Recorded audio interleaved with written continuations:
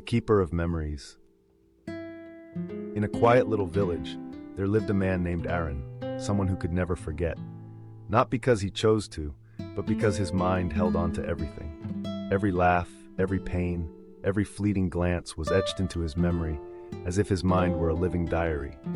From childhood, Aaron wrote everything down. His mother's last words before she passed, the creaking sound of the wooden door every morning, the silent moments his father spent sipping tea by the window. He carefully folded these memories into tiny notes and stored them in wooden chests.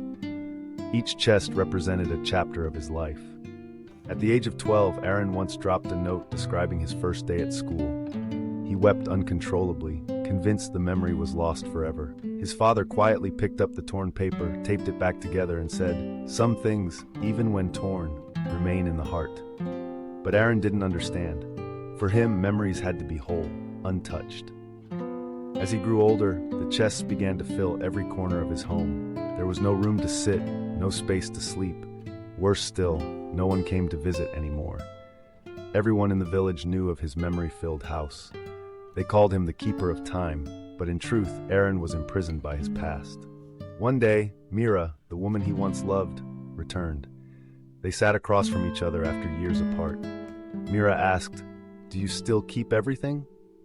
Aaron smiled softly and nodded, but in his eyes flickered a moment of doubt. Mira did not judge him. She simply said, "You don't need to hold everything to remember you've lived." Then she stood up and left, leaving behind a shard of a broken mirror, a piece of the one they once used together. The next day, Aaron stood before the chest that held his memories of Mira, the one he had never dared to open. Inside was a letter she wrote the day she left, a dried flower from their first date, and her smile pressed in his mind like a delicate leaf. His hand touched the edge of the letter, but this time he didn't read it. He folded it gently and placed it in the fire. That night, Aaron dreamed of his mother.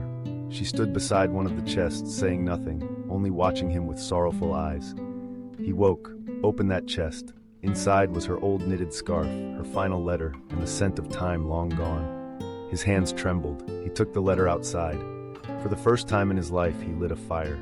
The paper caught quickly. He didn't watch it burn long. But in the flame, Aaron saw his younger self, laughing, running, calling out to his mother. From then on, each night, Aaron burned one chest at a time, not out of rage, but in gratitude. With every fire, he felt lighter. Slowly, he realized he had never truly lived in the present. He had only documented it. Once, a child in the village went missing. Aaron, always a recluse, was the only one who found the boy in the forest, because he remembered every path, every seasonal sound. The boy asked, "How did you know I was here?" Aaron replied, "Because I used to hide here too, many times." That was the first time he saw memory not just as something to keep, but as something to guide. Eventually, only one chest remained. Aaron opened it and found nothing. It was the chest he had prepared the day Mira first left, but he had never dared write anything in it. He smiled, his first smile free of memory. Now, Aaron lives on a quiet hill. His home holds no more chests, just a single empty glass jar placed in the center of the room, lit by the morning sun. People ask what it is. He replies simply, "Memories don't need to be kept. They remain if they're meant to." Aaron's story is not just the tale of a peculiar man. It is a whisper to those bent under the weight of the past. You don't need to hold everything to know you've lived, but if you don't let go, there'll be no space left to keep living. We often think of memories as treasures. The more we keep, the richer we become. But no one tells us that treasure can become chains. When each memory becomes a burden on the heart, when each piece of the past becomes a headwind slowing your steps, they cease to be memories. They become weights. Some things are worth remembering, but not everything needs to be kept. Some moments should drift with time, like petals floating down a stream, beautiful, delicate, and then gone.